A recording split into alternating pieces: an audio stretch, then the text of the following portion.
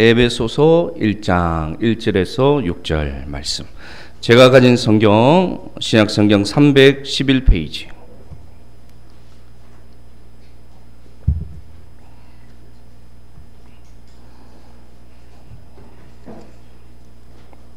에베소서 1장 1절에서 6절 말씀. 제가 1절 읽습니다. 하나님의 뜻으로 말미암아 그리스도 예수의 사도된 바울은 에베소에 있는 성도들과 그리스도 예수 안에 있는 신실한 자들에게 편지하노니 하나님 우리 아버지와 주 예수 그리스도로부터 은혜와 평강이 너희에게 있을지어다. 찬송하리로다. 하나님 곧 우리 주 예수 그리스도의 아버지께서 그리스도 안에서 하늘에 속한 모든 신령한 복을 우리에게 주시되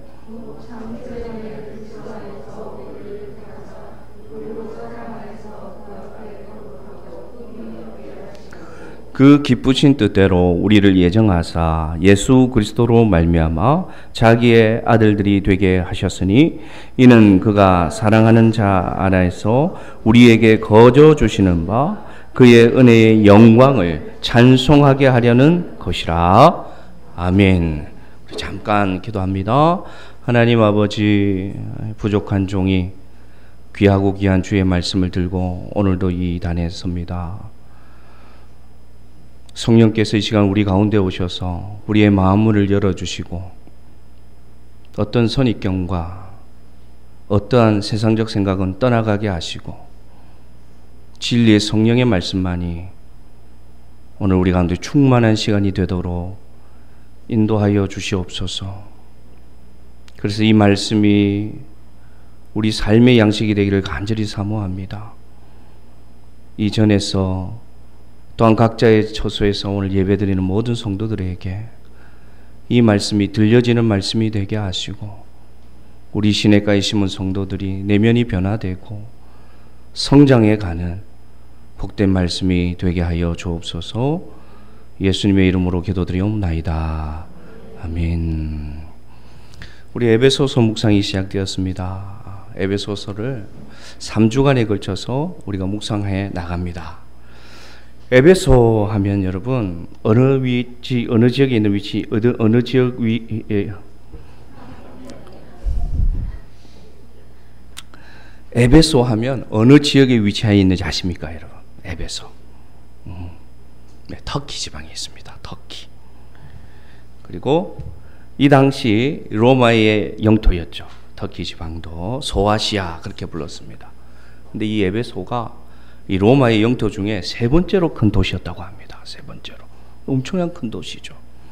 그래서 이 항구를 끼고 있어서 많은 교역들이 일어나고 또 항구가 있다 보니까 이 로마 제국의 많은 문화 또 많은 인종의 사람들 또 그 당시에 많이 배웠던 철학자들 거기다가 세계의 모든 종교들이 모여서 혼합되는 그런 풍족하면서도 굉장히 복잡한 그런 융성한 도시가 바로 에베소였다고 합니다. 이 에베소 하면 중요한 성경의 인물들이 등장합니다. 물론 우리가 오늘 생각해 볼 사도 바울 선생님도 있지만 예수님의 제자 중에 여러분 요한 생각나시죠? 예수님의 사랑하시던 제자 사도 요한입니다. 그 사도 요한이 말년에 어디에 있었느냐? 이 에베소의 교회의 감독으로 있었다고 합니다. 그래서 이 에베소에서 요한복음을 썼다고 합니다. 요한 1서, 2서, 3서도 에베소에서 썼다고 합니다. 그래서 에베소에 가면 요한교회라는 큰 교회의 터가 아직도 남아 있습니다. 거기다가 마가 요한이라는 바나바의 생질이기도 하고 또 바울과 함께 1차 전도를 했던 그 마가 요한의 무덤도 이 에베소에 있습니다. 다음에 사도 바울이 여기서 교회를 세우고 후임자로 지정한 사람도 누구였느냐? 가장 사랑하는 믿음으로 낳았던 아들 누굽니까? 디모데. 그래서 디모데가 이 에베소 교회를 사역할 정도로 아주 비중이 있는 교회, 성경 가운데 바로 에베소입니다. 그러면 이 에베소 교회를 사도 바울은 어떻게 세웠느냐? 사도 바울은 3차 전도 때 이 에베소에 머물면서 교회를 세웠습니다. 2차 전도를 마치고 수리아에 있는 안디옥으로 돌아가다가 그 안디옥으로 돌아가는 중에 이 에베소를 잠깐 들립니다. 여기에 누가 같이 들리느냐? 로마에서 박해를 피하고 왔던 브리스길라와 아굴라 부부가 함께 이 에베소에 들려서 그들은 남겨두고 사도 바울은 2차 전도를 마치고 다시 선교 보고를 하고 내가 곧 오겠다 약속한 뒤에 3차 전도를 하면서 가서 2년간 머물면서 두란노 서원이라는 곳에서 성경을 가르치면서 그래서 피와 눈물로 세운 교회가 이 에베소 교회예요. 요한계시록에도 제일 먼저 등장하는 교회가 어떤 교회다? 에베소 교회다. 에베소 교회다. 그래서 이 에베소 교회를 시작으로 요한계시록에 등장하는 소아시아의 7교회가 이 에베소 교회를 발판으로 세워지는 아주 훌륭한 교회가 이 에베소 교회입니다. 이 에베소 교회에 오늘 사도 바울이 첫 번째 가르침을 주고 있습니다. 그 첫 번째 가르침의 말씀이 뭔지 한번 보겠습니다. 바로 3절 말씀이에요. 3절 말씀. 3절 말씀 제가 읽어드리겠습니다. 찬송하리로다 하나님 곧 우리 주 예수 그리스도의 아버지께서 이렇게 얘기합니다. 하늘에 속한 모든 신령한 복을 너희에게 주셨다 이렇게 합니다. 이러면서 에베소서가 시작되는 거예요. 이 첫 단어가 뭡니까? 첫 명령이 뭡니까? 바로 찬송하리로다. 할렐루야. 이 에베소 교회에 사도 바울이 첫 번째로 하고 싶은 말씀이 뭐였느냐? 1절과 2절에 문안인사를 하고 나서 우리 함께 찬송합시다. 찬송합시다. 신구약을 통해서 하나님이 우리를 이 땅에 지으신 목적을 얘기하는데 그것은 뭐냐? 이사야 43장 21절에 보면 이렇게 얘기합니다. 한번 보겠습니다. 시작. 이 백성은 내가 나를 위하여 지었나니 나를 하려 함이라. 아멘. 우리 존재의 목적이 어딘 줄 아십니까, 여러분? 우리 존재의 목적을 성경이 말하는 목적은 뭐냐? 찬송입니다. 찬송. 하나님은 우리를 찬송하라고 지어주셨고 우리를 찬송하라고 죄인이던 우리를 구원해 주셨어요. 이 찬송이 바로 예배죠. 예배. 그러니까 오늘 이 사도 바울도 이 에베소 교회 성도들에게 첫 번째로 자기가 하고 싶은 말씀이 찬송합시다입니다. 찬송합시다. 그런데 무엇을 찬송하자고 합니까? 하나님이 우리에게 속한 하늘의 신령한 복을 주셨음을 찬송합시다. 그렇게 하는 것입니다. 그래서 저는 이 말씀을 준비하는 가운데 제목을 여러 번 바꿨어요. 제목을. 신령한 복이라고도 했다가 신령한 복의 사람이라고 했다가 계속해서 말씀을 연구하는 가운데 그래 핵심은 찬송이다. 찬송. 이 말씀에. 그래서 찬송하리라는 제목으로 오늘 말씀을 전하는데 먼저는 그러면 이 찬송의 제목이 무엇일까요? 여러분. 사도 바울이 오늘 찬송합시다 하는데 이 찬송의 제목이 무엇일까? 그것은 바로 신령한 복입니다. 할렐루야. 하나님이 우리에게 신령한 복을 주셨음을 찬송하자고 합니다. 그렇습니다. 우리가 찬송할 수 있는 이유는 뭡니까? 하나님은 우리에게 무엇을 주시기 때문에? 복을 주시기 때문에. 그런데 이 복은 세상이 주는 복과 다릅니다. 이 신령한 복은 하나님만이 주실 수 있는 복입니다. 그래서 우리가 하나님께 찬송할 수 있습니다. 성경에는 여러분 복이 두 가지가 있습니다. 제가 말씀을 드렸었죠. 하나는 땅에 기름진 복이란 복이 있습니다. 구약에 등장하죠. 땅에 기름진 복. 또 하나의 복은 뭐냐? 오늘 에베소서에서 말씀하시는 하늘에 속한 신령한 복이 있습니다. 하나님은 이 두 가지 복을 우리에게 주십니다. 땅의 기름진 복과 하늘의 신령한 복을 받아 누리는 우리 시냇가에 심은 모든 성도들 되기를 축복합니다. 그런데 우리 한 가지 더 기억합시다. 이 땅의 기름진 복을 저는 소유의 복이다 이렇게 말하고 싶습니다. 그러면 하늘의 신령한 복은 뭐냐? 존재의 복입니다. 존재의 복. 땅의 기름진 복은 소유함으로 받는 복이라면 하늘의 신령한 복은 우리의 존재가 변화되는 복을 말합니다. 그러므로 무엇이 좀 더 가치가 있냐고 묻는다면 분명히 존재의 복인 하늘의 신령한 복이 좀 더 가치 있는 복임을 여러분 꼭 기억하시기를 바랍니다. 왜 그렇습니까? 왜 그렇습니까?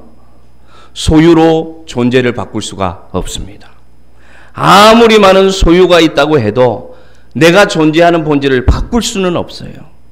단지 그냥 표면적으로 일시적으로 나의 존재를 변화시키는 역할은 소유가 할 수 있지만 소유로 우리의 존재가 바뀌어질 수는 없습니다. 왜 그렇느냐?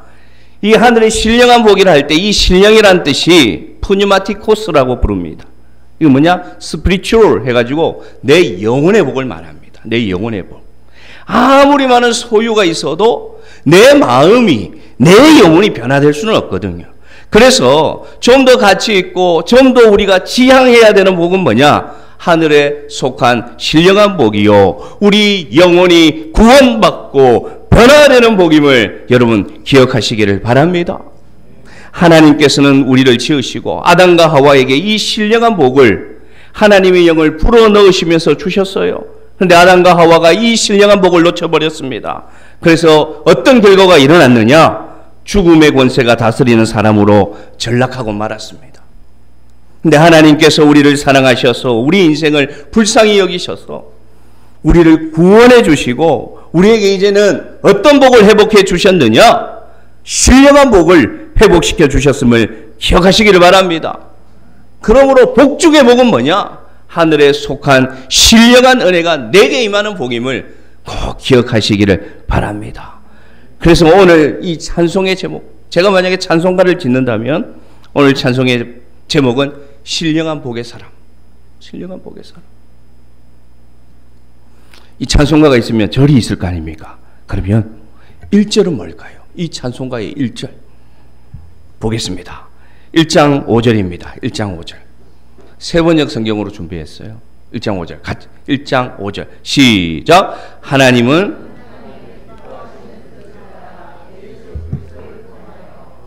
하나님의 자녀로 삼으시기로 예정하신 것입니다. 할렐루야! 그래서 이 1절을 굳이 말씀드리자면은 뭐냐? 하나님의 자녀가 된 복이라는 것입니다. 하나님의 자녀가 된 복. 원래 우리는 어떤 존재였느냐? 에베소서 2장 3절에 보면 우리는 하나님의 자녀가 되기 전에 어떤 존재인지 정확하게 얘기합니다. 에베소서 2장 3절 전에는 우리도 다 그 가운데서 우리의 육체의 욕심을 따라 지내며 육체와 마음에 원하는 것을 따라 살던 다른 사람들과 똑같은 본질이 어떤 자녀였다? 진노의 자녀였다. 저 진노의 자녀였던 우리의 본질이 진노의 자녀였는데 하늘의 신령한 복이 임하면서 우리는 어떤 존재가 되었느냐? 하나님의 자녀가 되는 복을 받는 존재가 되었다는 것입니다. 할렐루야! 이 하늘에 속한 하나님의 자녀라는 것은 무엇이느냐? 하늘에 속하였다는 것은 여러분 쉽게 생각하면 하나님께 속한 모든 것을 받을 수 있는 존재가 되었다는 것입니다. 하나님께 속한 모든 것을 받을 수 있는 존재가 되었고, 이 하나님의 자녀가 되었다는 것은 무엇을 말하느냐? 하나님을 닮아갈 수 있는 복이 우리에게 주어졌다는 것입니다. 왜 그렇습니까? 모든 자녀는 누구를 닮습니까? 아버지를 닮죠. 부모를 닮죠. 그러므로 하늘에 속한 신령한 복, 하나님의 자녀가 되었다는 복은 뭐냐? 내가 감히 본질상 진노의 자녀였던 내가 누구를 닮아가는 자가 되었다? 하나님을 닮아가는 자가 되었다는 것입니다. 좀 더 구체적으로 얘기하면 우리는 누구의 성품을 닮은 자가 되었느냐? 하나님의 성품을 닮아갈 수 있는 자로 변화되었다는 것입니다. 하나님의 성품은 무엇이 있습니까? 한번 생각해 보십시오, 여러분. 하나님 하면 그 하나님의 성품 무엇이 있습니까? 선하신 하나님. 또 뭐 있습니까? 의로우신 하나님, 온전하신 하나님, 지혜로우신 하나님, 사랑이 많으신 하나님, 긍휼이 많으신 하나님, 용서하시는 하나님, 변치 않는 하나님, 모든 것을 주시는 하나님. 이 모든 것이 하나님의 성품인데 내가 하나님의 자녀가 되었다는 복은 뭐냐? 그 모든 것이 내게도 임하는 복이 여러분에게 임했다는 것을 기억하시기를 바랍니다, 여러분. 그러니 우리가 어떻게 찬송하지 않을 수 있습니까? 어떻게 찬송하지 않을 수가 있습니까? 하나님의 자녀가 되는 복이 우리에게 주어졌는데. 우리 육신의 아버지를 한번 생각해 봅시다. 우리 육신의 아버지는 나에게 좋은 생명을 주시긴 했습니다. 그런데 좋은 것도 주셨지만 우리 육신의 아버지는 약함도 또한 내가 평생 싸우며 가져가야 될 좋지 못한 기질과 성품도 전해줍니다. 때로는 이 세상에서 준비되지 못한 결혼, 축복받지 못하고 태어난 어려움을 겪는 사람들도 많이 있습니다. 또는 유년 시절에 그 환경의 급격한 변화 때문에 불행을 겪고 또 불행한 사고로 인해서 그 상처로 지금까지도 어려움을 겪는 자녀들이 많이 있습니다. 그래서 우리는 모두 서툴고 약한 가정에서 때로는 상처받고 약함을 가진 채로 어른이 되기도 합니다. 이게 본질상 진노의 자녀를 말하는 것이죠. 근데 사랑하는 성도 여러분, 우리가 달라졌습니다. 우리는 달라지는 은혜를 받았습니다. 왜냐? 하나님은 말입니다. 우리를 선택하실 때 오늘 이 5절에 보면 하나님이 말씀하세요. 우리를 하나님의 자녀를 삼으실 때 준비되지 못하고 억지로 어쩌다 보니 우리를 하나님 자녀로 삼았다고 말씀하지 않고 5절에 보면 하나님이 우리를 자녀 삼으실 때 어떻게 삼으셨느냐? 기쁘신 뜻을 따라 우리를 창세전에 하나님의 자녀로 삼았다고 오늘 선포하고 있습니다. 할렐루야!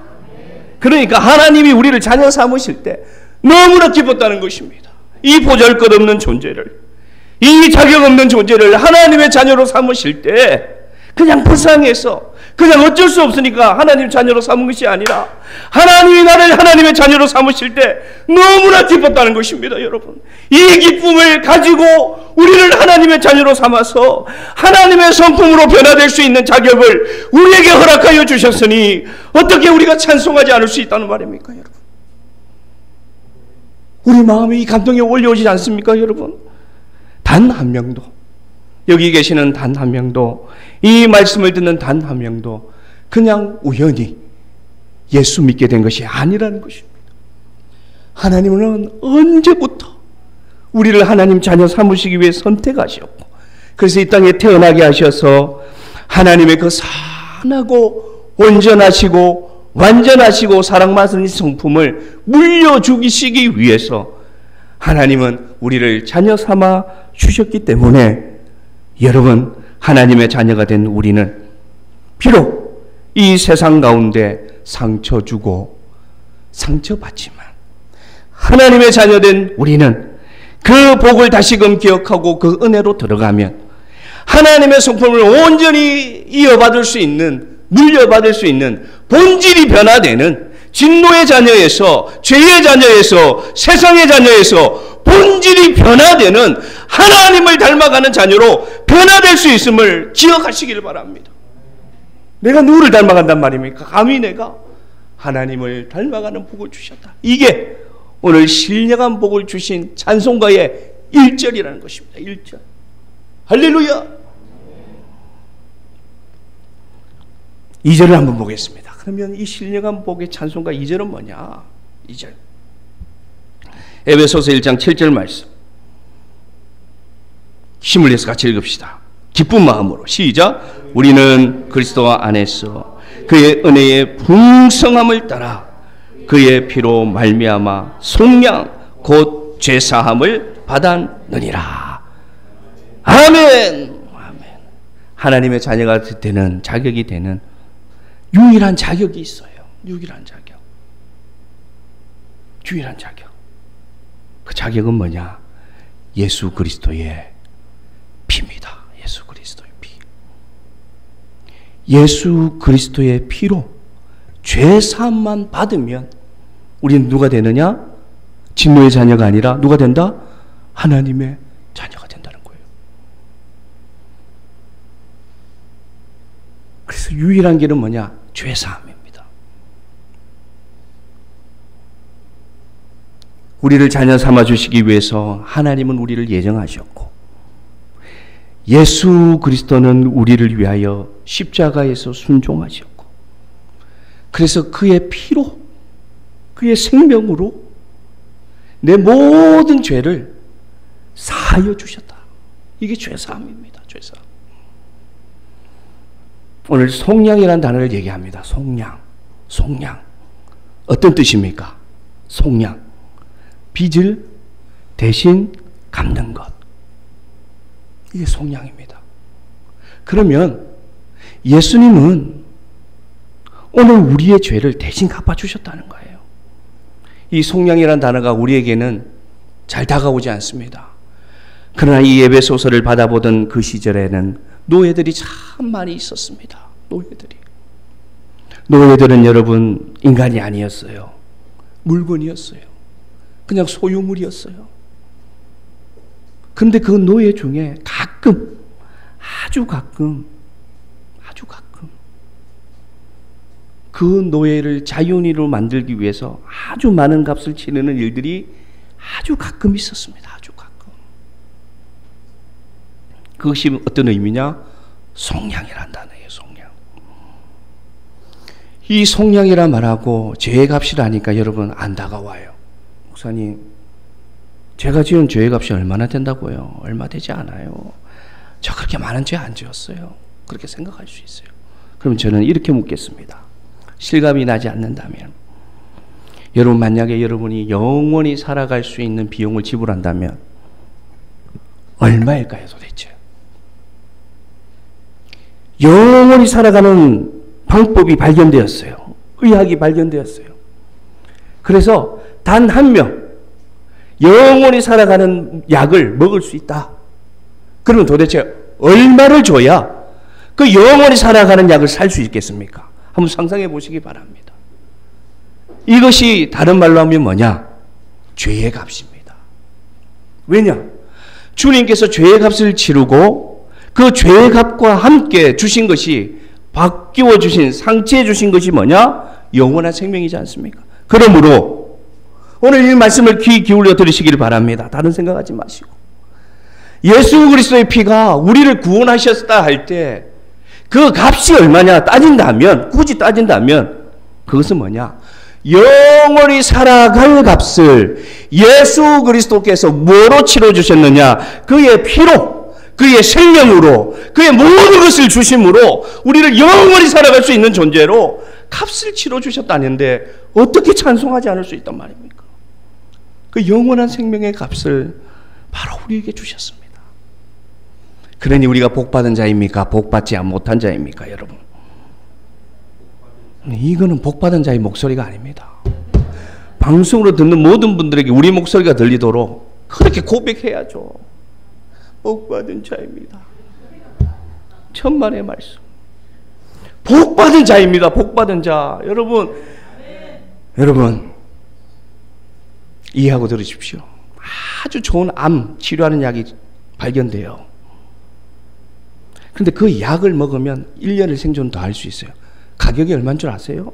억대입니다. 억대. 그러니까 1년 더 생존할 수 있는 약이 억대예요.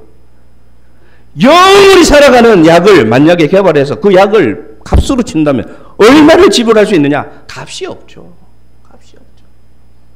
이 현실적으로 설명해 드리는 겁니다. 그러나 이 현실적으로 설명드리니까 이 구원의 은혜가 너무 반감됩니다. 그것이 뭐냐? 예수 그리스도 보혈의 가치입니다. 나에게만? 아니요. 오늘 예수 그리스도를 영접한 모두에게는 그 값을 예수님이 지불해 주셨어요. 십자가에서. 살과 뼈가 떨어져 나가는 고통 속에서 온 정신적으로 그 비난, 비방, 벌거벗기는 모욕, 수치, 고통, 정죄, 절망, 그 모든 것을 십자가에서 진노의 자녀인 여전히 죄 가운데 있는 나를 위하여 그 모든 피와 물을 씻기셔서 흘리셔서 나를 구원해 주셨다는 것이 바로 죄사함의 은혜입니다. 여러분, 그 값을 치루어 주셨어요. 이것이 2절입니다. 이 찬송가의 2절.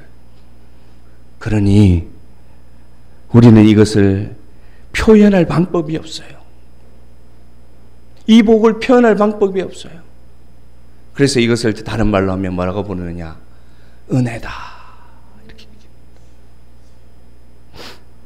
이것이 은혜다. 자격 없는 자에게 너무나 큰 선물을 값없이 주신 것이 은혜다.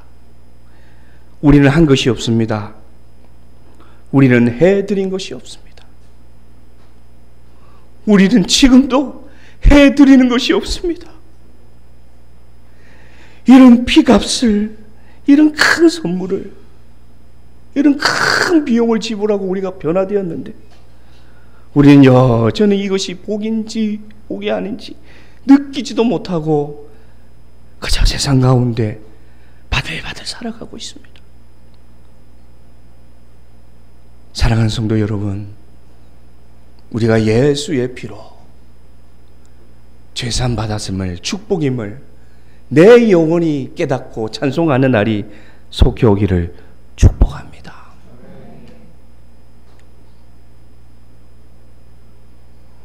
이제 3절을 보겠습니다. 3절. 이 신령한 복의 찬송가의 3절. 이것은 뭐냐? 제가 1절과 2절을 말씀드려도 이것이 내 마음속에 안 믿어질 수가 있어요. 목사님, 그래요. 태풍 온다는데 빨리 좀 끝납시다. 이렇게 할 수 있어요. 할 수 있어.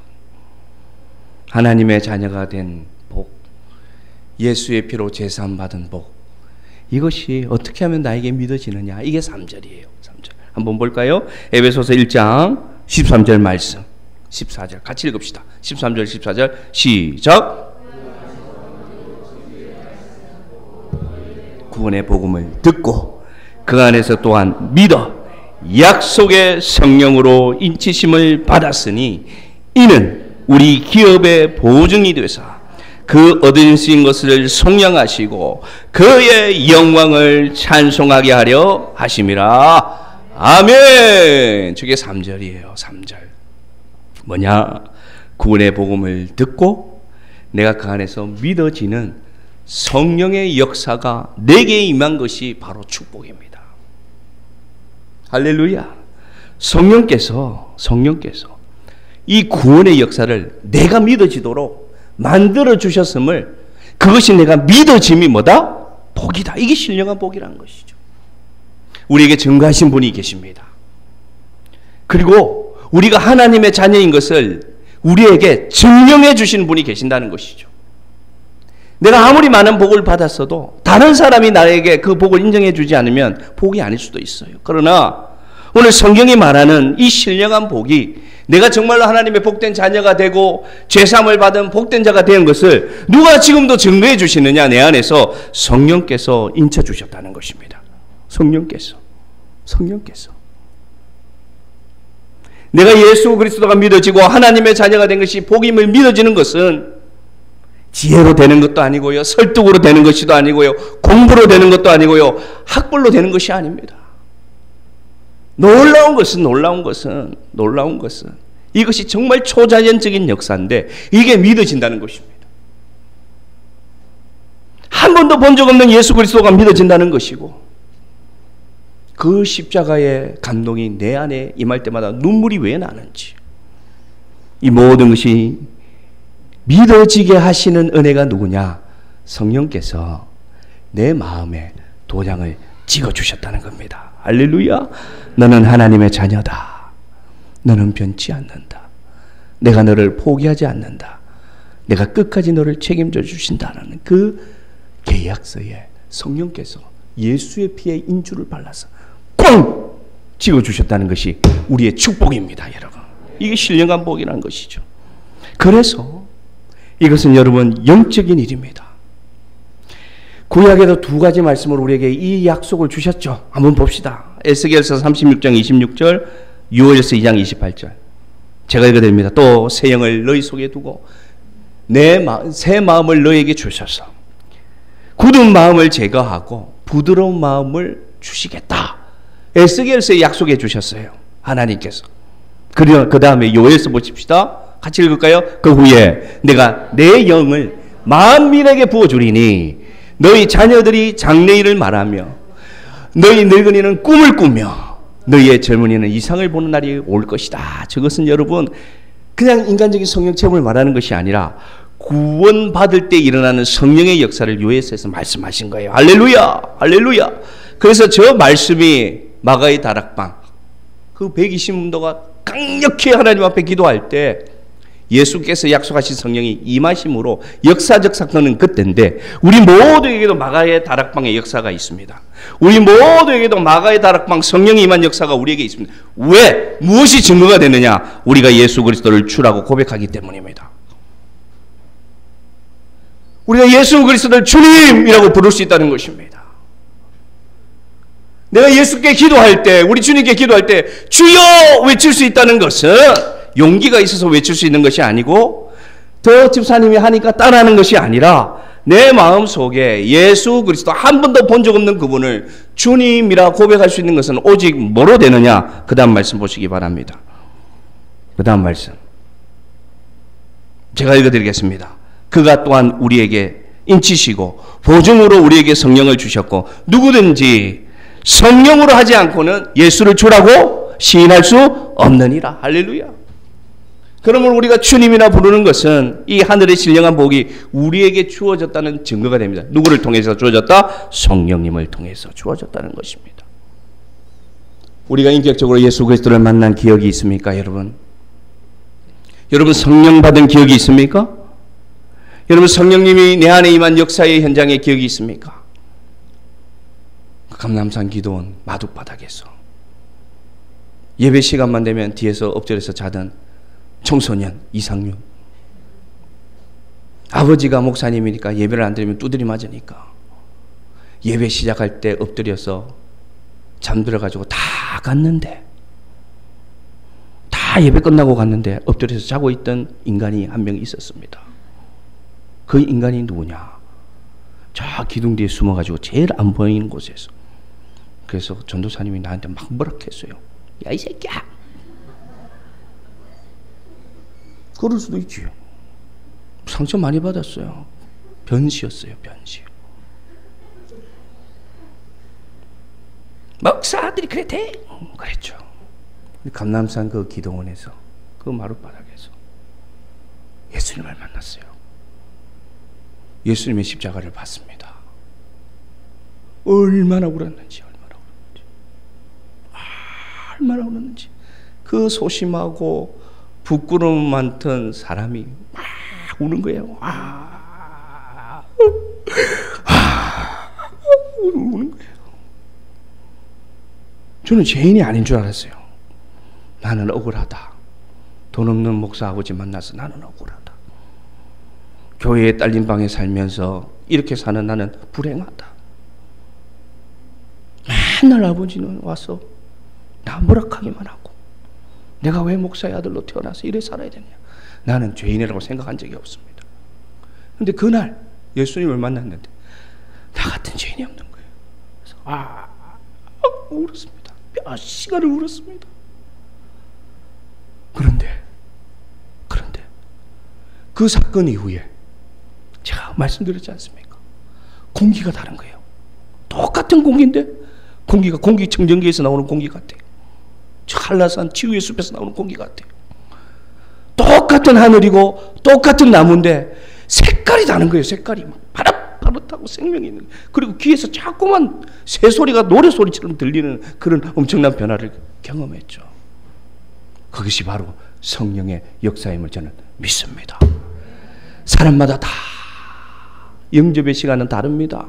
저는 그렇게 체험했고, 어떤 분은 자연스럽게 예수 그리스도가 영접된 분도 있습니다. 또 어떤 분들은 완전히 180도 바뀌어서 저희 아버지처럼 그 술, 담배와 도박에 그렇게 찌들려 있다가 하루아침에 사람이 바뀌는 역사도, 구원의 역사도 맞습니다.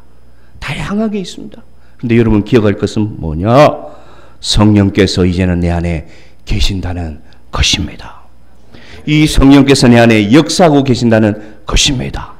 때로는 희미할 수도 있습니다. 때로는 멀리 느껴질 수도 있습니다. 그러나 내가 지금도 예배의 자리를 지키고 내가 지금도 예수 그리스도를 생각하고 내 삶의 고난과 내 삶의 어려움이 있을 때 예수 그리스도를 생각하고 찾을 수 있고, 세상의 일이 잘 되든 안 되든 내가 중심을 지켜야 하는 생각이 내 안에 들고 태풍이 불어도 예배 자리에 가야지라는 이상한 의무감이 든다면, 사랑하는 성도 여러분, 여러분 속에는 성령께서 살아계심을 기억하시기를 바랍니다. 성령이 아니고서는 이 자리에 나와서 예배드릴 수 없어요. 왜냐? 세상에 유혹이 많기 때문이죠. 세상에 가치 있는 것이 너무 많기 때문이죠. 그러나 이 자리에서 너희들이 나와서 하나님께 예배드리고 오늘 방송으로 귀를 기울인다는 것은 보이지 않지만 영원하신 성령께서 여러분의 심령을 붙들어서 저 천국까지, 영원한 하나님 나라까지 인도해 주시기 위해서 지금도 붙들고 있는 인칭과 보증이 여러분에 있다는 증거임을 기억하시기를 바랍니다. 그래서 우리는 찬양할 수 있습니다. 그래서 우리는 찬송할 수 있습니다. 할렐루야 찬양하세 할 수 있습니다. 아멘. 그래서 성령 약속합니다. 로마서 8장 38절 39절 읽읍시다. 같이 읽읍시다. 시작. 내가 확신하노니 사망이나 생명이나 천사들이나 권세자들이나 현재일이나 장래일이나 능력이나 높음이나 깊음이나 다른 어떤 피조물이라도 우리를 우리 주 예수 그리스도 안에 있는 하나님의 사랑에서 끊을 수 없느니라. 아멘. 세상의 모든 것은 하나님과 연결된 하나님의 자녀된 우리를 끊을 수 없다.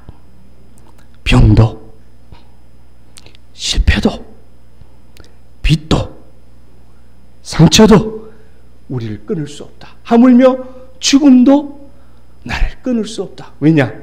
내가 하나님 자녀가 된 것은 성령께서 인정하시니까. 예수의 피로 제사함 받았음을 성령께서 인정해 주시니까. 지금도 성령께서 내 안에서 이 말씀을 들을 때 무언가 뜨거워지고 무언가 새로워지고 무언가 간격이 되게끔 역사하고 계시니까 그 어떤 것도 하나님의 사랑에서 우리를 끊을 수가 없습니다. 할렐루야. 할렐루야. 이게 신령한 복의 찬송가의 후렴구입니다. 후렴구. 말씀을 마치고자 합니다. 영적인 일은 영적으로 분별됩니다. 성령으로 아니하고서는 예수를 주라고 시인할 수 없습니다. 그런데 혹시라도 여러분 이 말씀을 듣는데 여전히 내 마음속에 믿어지지 않는 분이 있다면 여러분 오늘 성령의 음성에 귀를 기울이시기를 주의 이름으로 간절히 원합니다. 성령께서 여러분에게 녹화하고 계십니다. 어렵지 않습니다. 아멘 주 예수여, 아멘 주 예수여, 내가 주님을 영접하겠습니다. 나의 구주로 들어와 주옵소서 라고 고백하면 됩니다. 왜냐? 하나님께서 말씀해 주셨어요. 예수님께서. 자, 어떻게 하면 되느냐? 어떻게 하면 이 신령한 복을 받는 존재가 되느냐? 하나님의 자녀, 예수의 피로 제사함 받는 것, 성령으로 영원히 인침받는 것은 어떻게 되느냐? 어렵지 않습니다. 굉장히 간단하면서 굉장히 은혜로운 방법. 요한복음 1장 12절 같이 읽읍시다. 요한복음 1장 12절 시작. 영접하는 자, 곧 그 이름을 믿는 자들에게는 하나님의 자녀가 되는 권세를 주셨으니. 할렐루야, 할렐루야, 할렐루야. 영접 믿으면 됩니다. 내 마음속에 믿게 해달라고 기도하면 됩니다. 하나님, 내가 주님을 믿겠습니다. 내가 주님을 영접하겠습니다. 고백하면 됩니다. 그러면 시작됩니다. 무엇이 시작됩니까? 진노의 자녀에서 하나님의 자녀로 순식간에 옮겨지는 역사가 일어나고, 그래서 예수님을 닮아가고 하나님을 닮아가는 참 행복과 만족이 나에게 오기 시작하고, 그래서 예수의 피로 내가 제사함 받은 것이 감사해서 세상에 그 어떤 것과 비교되지 않는 감사가 내 안에 살아나고, 어떤 일을 당해도 그래, 하나님의 나라가 내게 있어, 그래, 하나님이 나와 함께 계셔 라는 고백이 떠나지 않는 정말로 하늘의 신령한 복이 임하는 인생이 될 수 있습니다. 이 신령한 복을 영원토록 받아 누리는 우리 시내가에 심은 모든 성도들 되기를 주의 이름으로 축복합니다.